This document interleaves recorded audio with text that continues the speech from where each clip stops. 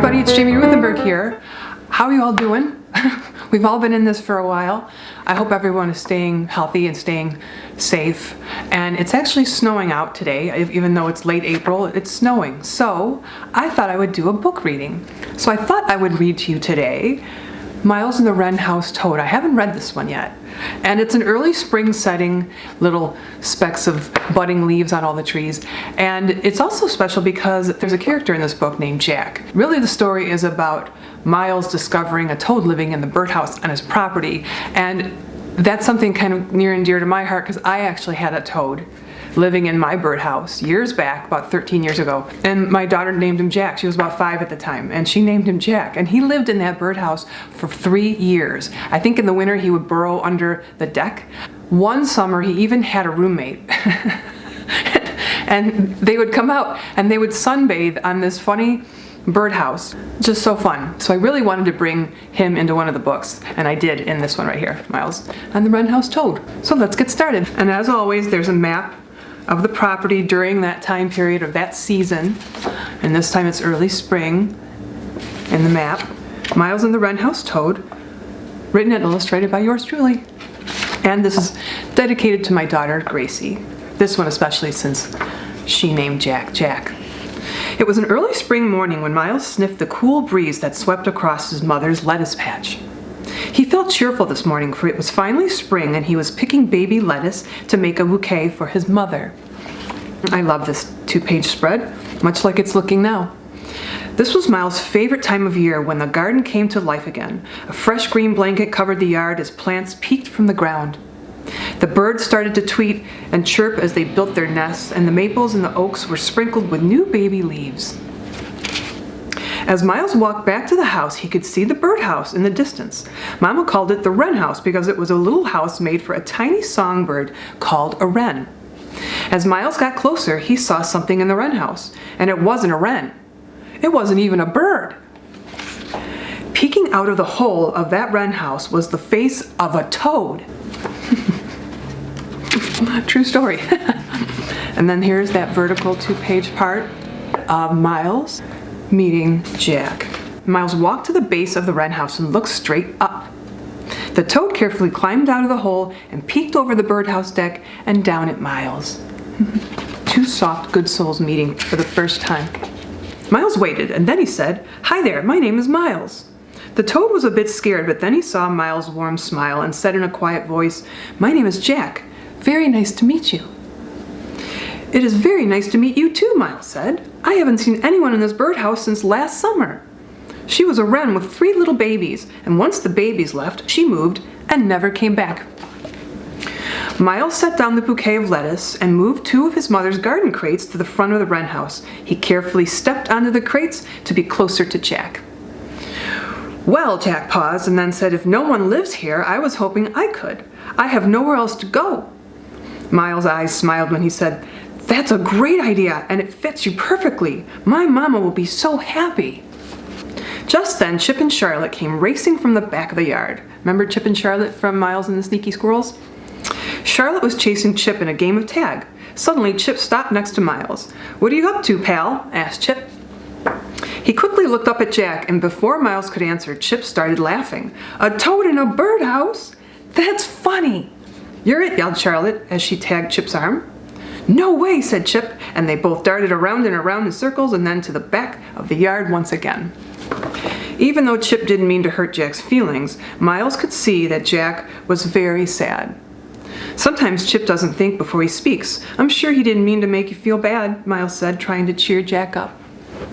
"He doesn't understand how I got here," said Jack. His head still hung low. How can I help Chip understand that he hurt Jack's feelings?" thought Myles. Myles had an idea. Myles found his favorite pencil and piece of paper from his special notebook, and he wrote as Jack told his story.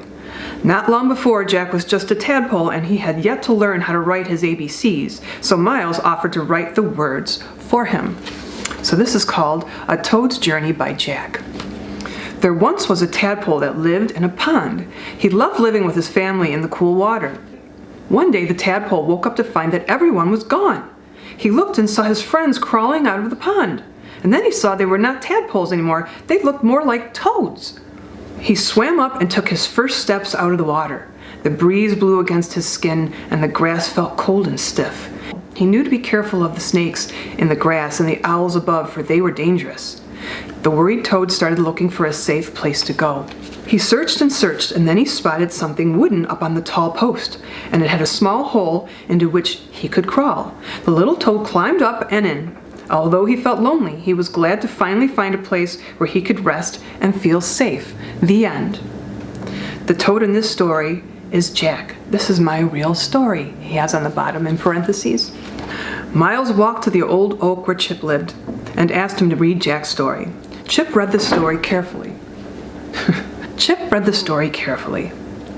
Being a kind squirrel at heart, Chip now understood why Jack was in the Wren house. He realized that he wasn't thinking of Jack's feelings when he first saw him. That morning, Chip walked over to the Wren house and apologized to Jack. When he said, "I'm sorry, Jack," he really meant it. It was soon afternoon and Mama was making her carrot cake. She always had extra cream cheese frosting in a little bowl just for Myles. Mama's big bouquet of lettuce stood tall on the kitchen table. Myles nibbled from it as he, Chip, and Jack helped Mama measure spices and stir batter. Even though there wasn't much for a toad to eat in Mama's kitchen, Jack had a nibble of lettuce and was surprised at how much he liked it. Then he licked a big spoon of white fluffy frosting. "This is the best thing I've ever tasted," he said. "I didn't know toads ate frosting," said Chip, with a silly giggle. "I didn't either," said Jack, and they both held their bellies and they laughed and laughed. And then there's Chip giving Jack a little bowl of frosting with a little bit of lettuce in it. The end. And then, of course, Myles writes to the readers at the end, each of the books, asking them questions, again, comprehension tools that teachers often use. And as I said, on the back of the book, I actually talk about how I had a toad named Jack living in my birdhouse. And I even have a picture of him and his roommate that one summer laying out on the deck of the house. It's very fun. So I talk about that.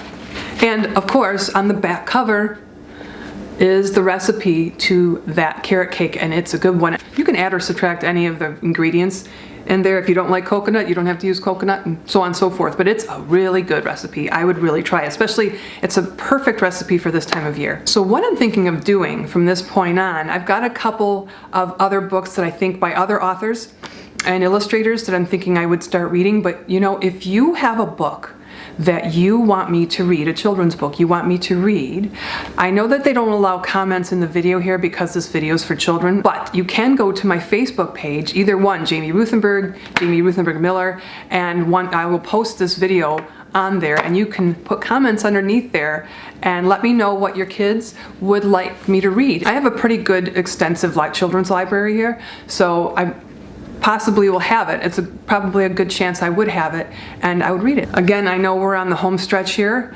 of staying home and safe and healthy, and we're in this together. So until next time, mwah.